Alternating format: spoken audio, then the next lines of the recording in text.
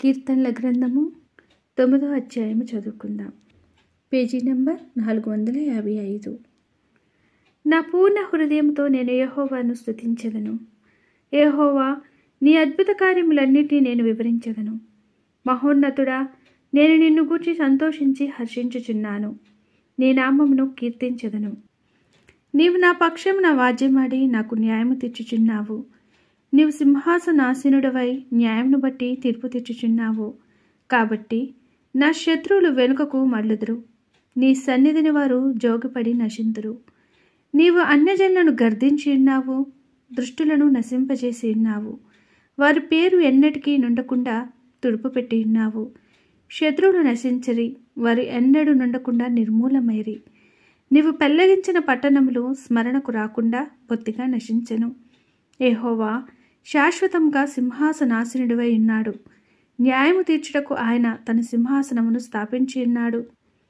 యెహోవా, నీతిని బట్టి లోకమునకు తీర్పు తీర్చుము. యథార్థతను బట్టి ప్రజలకు న్యాయము తీర్చును. నలిగిన వారికి తాను మహాదుర్గమగును. ఆపత్కాలములలో వారికి మహాదుర్గమగును. యెహోవా, నిన్ను ఆశ్రయించి వారిని నీవు విడిచిపెట్టువాడవు కావు. కావున నీ నామం ఎరిగిన వారు నిన్ను నమ్ముకొందురు. సియోను వాసైన యెహోవాను కీర్తించుడి. ఆయన క్రియలను ప్రజలలో ప్రచురము చేయుడి.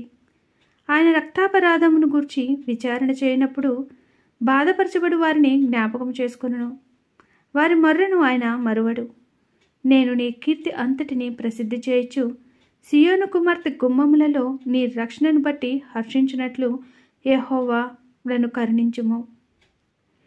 మరణద్వారమున ప్రవేశించకుండా నన్ను ఉద్ధరించువాడా, నన్ను ద్వేషించువారు నాకు కలుగజేయు బాధను చూడుము. తాము త్రవ్విన గ్రుంటలో జనములు మునిగిపోయిరి. తాము ఒడ్డిన వలలో వారి కాలు చిక్కబడి ఉన్నది. యెహోవా ప్రత్యక్షమాయను, ఆయన తీర్పు తీర్చి ఉన్నాడు. దుష్టులు తాము చేసుకున్న దానిలో చిక్కియున్నారు. దుష్టులు దేవుని మరచు జనులందరూ పాతాళమునకు దిగిపోవదురు. దరిద్రులు నిత్యము మరువబడరు. బాధపరచబడు వారి నిరీక్షణాస్పదము ఎన్నటికీ నశించదు. యెహోవా లెమ్ము, నరులు ప్రబలక పోవుదురుగాక.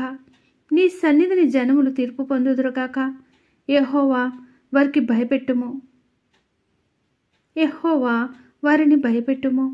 తాము నరమాత్రులమని జనులు తెలుసుకొందురుగాక. దేవుడి చిన్న వాక్యాన్ని దీవించునుగాక. ఆమెన్. మీకేమన్నా బైబిల్లో చదివి వినిపించాలనుకుంటే తప్పకుండా కామెంట్ చేయగలరు. ప్లీజ్ లైక్ చేయండి, షేర్ చేయండి, సబ్స్క్రైబ్ చేయడం మర్చిపోకండి. మీ అందరికీ నా వందనములు.